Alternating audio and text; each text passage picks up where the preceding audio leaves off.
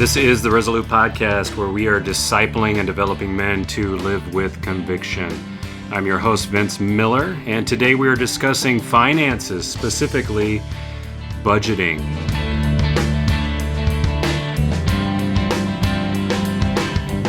Men, welcome back to the program. If this is your first time tuning in, then thank you for joining us.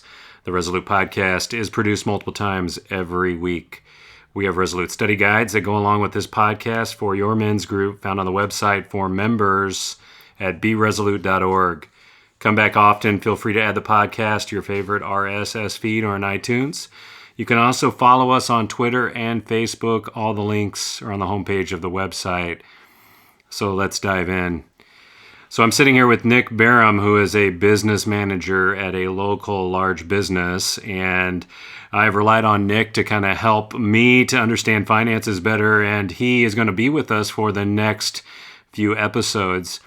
Nick, you said this to me over the last couple of weeks. You said money is the single hardest thing to manage because everyone is always trying to take it away from you, including yourself. Great line. You also said there will always be someone or something that's going to have more than what you have. I feel like that when I look at my neighbors on either side. Just don't let you get in the way of making sure you're taken care of. Nick, welcome to the program. Thanks, Vince. So, big question. So, how do we serve God with the money that He has entrusted with us? And how do we also make sure that we make the best of what we have with what God has given us? I think that's hard to do, especially since you threw this stat at me. Just 32% of Americans keep a household budget. Is that true? That is true. That's unbelievable. It really is unbelievable. Which, obviously, then on the flip side of that, 68% of people are then living paycheck to paycheck. Right. Why? Just because it's hard. It's hard to budget? Hard to budget. Okay. It's hard to actually find the time. Nobody wants to sit down and actually look and be real about what they are spending their money on, right? Yeah. You know, you go to a gas station every day and you pick up a pack of gum and a bottle of soda or a coffee or whatever it ends up being. It's only $3 or $4, right? But if you do that every day, take that times 5, because most people work 5 days a week. Mm-hmm. That's $15 to $20 a month. Or $15 to $20 a week, right? Right. Then you go and you take that times 52. That's a pile of money. Right. Right? Yeah. So people just don't think about it, you're saying. We don't consciously think about how we are spending our money. We don't pay attention to it. Life just walks us by. 68% of people don't pay attention. Right. Okay. And it takes energy to budget. Therefore, unless we're you, a business manager, I assume you budget for your house? I do. Okay, good for you. Just making sure. I do. So you budget for your house. You're telling me that most guys out there, 68% of the guys out there, feasibly, aren't doing any kind of budgeting in their home, and they need to take some time and energy and thought and conscious effort to dig in to developing a budget, right? Right. Okay, so what does that look like? How do we do it? Well, so the first step is how do you got to track what you spend. Okay. Right? Okay, so the most important part is just knowing what you got going out, right? Right. Even if it still means that you're spending more than what you're bringing in, you just need to figure out what you're spending money on. Just know. Just know. That's Okay. the first step, is just to know how much you spend money on. All right. The second part is then really look and do the analysis and to prioritize what you are spending your money on, right? Okay. Do you really need that soda and that pack of gum every single day at the gas station? Okay. Probably not, right? So a little bit of priorities and a little bit of categorization, right? So we should categorize things. So I assume you probably have some things that we could budget and categorize in our everyday life. Right. Okay, what are they? Right. So your first thing to budget and categorize is what are your priorities? Mm-hmm. What do you absolutely need in order to live? You need food. Mm-hmm. You need shelter. You need utilities. You need clothing. And you need transportation. Right? Okay. Because we got to eat. We got to have a place to sleep. Mm-hmm. We probably need some form of electricity in order to shower and make ourselves presentable for work. Right? You got to have clothing because, well, believe me, nobody wants to see anybody else running around without clothes on. And you need transportation to get back and forth to work. So you got to budget for those things. Those are the most important things, right? Those are the things that you're always going to pay for. Got it. Okay? Mm-hmm. The next one is now you got to figure out your savings. Okay. Okay? And that has to be part of your budget. And here's why. Have you ever gotten to a point where there was an unexpected expense that came up? Oh, my goodness, this last week, yes. Right. And so all of a sudden you go, okay, how am I going to do this? And you rub your forehead and you start stressing out about it, right? Yep. What's the biggest stress factor in most people's lives? I think, to me, in mine, it's money. Yep. It is the single most stressful thing in my day-to-day routine that I go through. It is probably the one thing that I think about almost more than anything else, is how am I going to do what with what I have in my bank account? Right. You know, because there's always something out there that needs money. And believe me, when you got 4 kids, they all want to take it just as much as everybody else does. So here's what I'm hearing you say is you got to budget some things. You got to budget some must-haves. So you mentioned things like food, shelter, utilities, clothing, etc. Then you said you got to build up your savings a little bit. Yep. And then what after that? Is there anything else we should be budgeting? You got to budget some fun money in there too, Okay. Right. Because budgeting fun money it's important. You're going to drive yourself crazy if the only thing that you do is you go to work and you come home. Okay. And I'm not saying that that's not a realistic thing, but you got to be able to at least, even if it's $20 to take yourself and your spouse to go see a movie, or just to take yourself, and you don't have to buy popcorn and the giant refill glass of soda because you don't want to miss the movie anyways. So, you know, you're not going to get out and get a refill.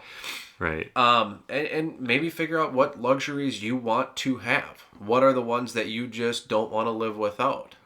Those are probably the most important things to start the budgeting for. Okay. So as I'm starting to build a budget, I got to be more conscious. I got to take the energy and time. Right? Yep. I got to track my spending. And then as I'm budgeting, I'm thinking about these various things that fall in these big buckets. I got my must-haves, I got my saving, got my fun, got my luxuries. Okay, so now how do I get started? Tell me, what do I need to do to get started? You said track your spending. What does that look like? So tracking your spending. So just figure out if you're a bank account guy, most bank accounts give you that option of actually being able to read through and categorize it for you. Okay. And then you can break that down that way. Okay. Whether it be into a pie chart or just listing it out, whatever it ends up being. Yep. Okay. And then figure out what you want to put in those. And the easiest way to do it is make simple categories. And just at least start with those simple categories. Then if you want to break that out further, you can. But start simple because most people want simple, right?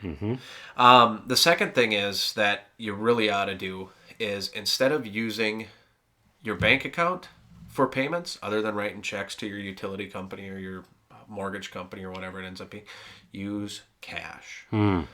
Using cash is so important because of the fact that you actually have it in your hand and you know how much you have to spend.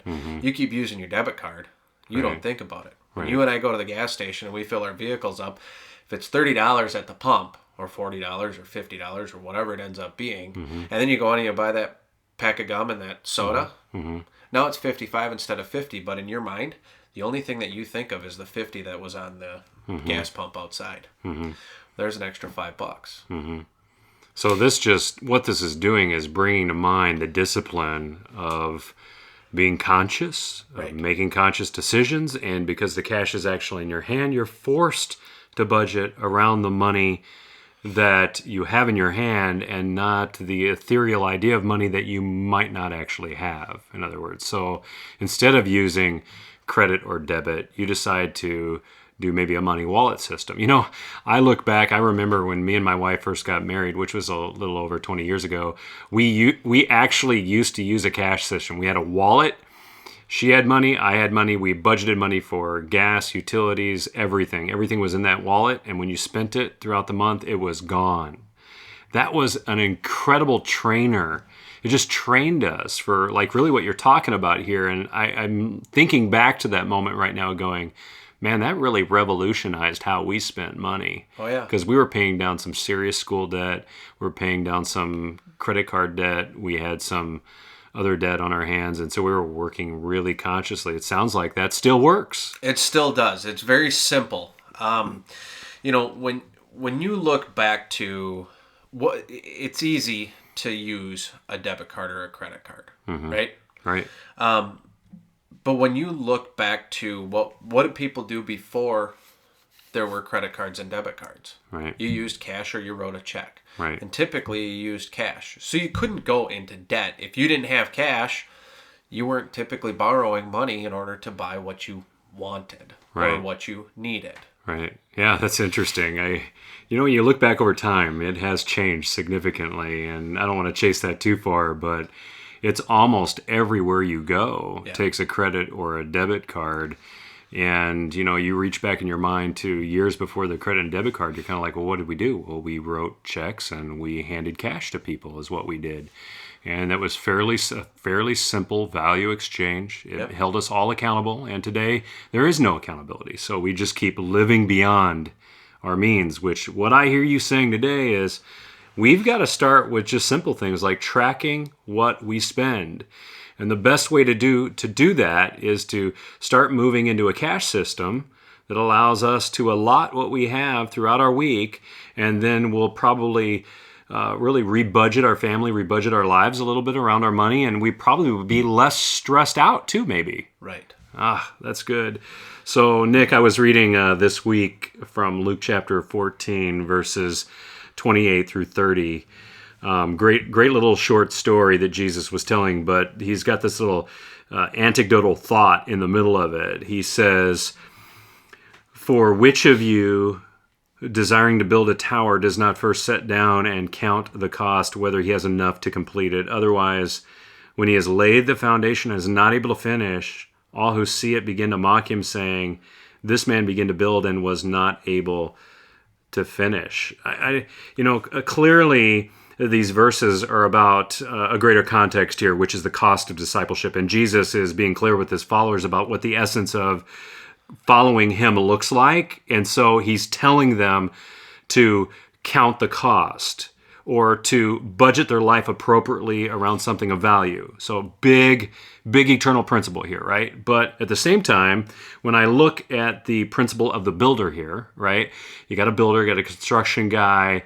He heads off to build something, and what happens is he's forced to budget, right? Right. He's doing exactly what you're suggesting we do here. He's forced to budget. He has to become consciously aware of what the end looks like. He then, therefore, has to plan and budget time, energy, and money to be able to build this edifice. And then if he's unable to finish, all he's built is an edifice of shame, is what he's built.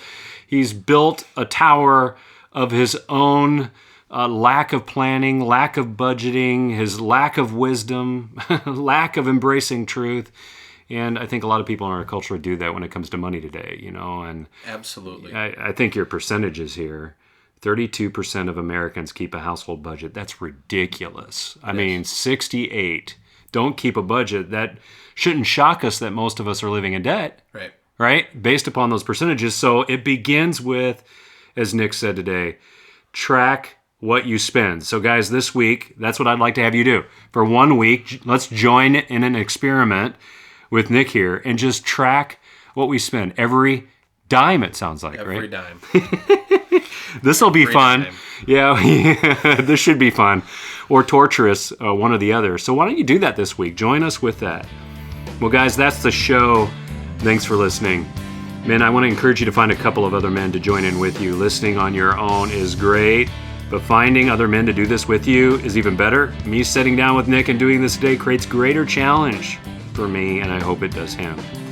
Also, I want to strongly recommend our newest book entitled Convictions. It's designed to help you move from being convicted to living with conviction, with 4 factors that I believe will alter how you live the Christian life. It comes with 4 small group videos for the discussion at the end of each chapter, just like this podcast today. For you to use with other men, just head to the store and purchase the product. But remember, track it once you do it. So guys, get off the bench and get into the game. If you have any questions or comments, email me at info@beresolute.org. And until next time, I love you guys. And remember, be, live, and act resolute.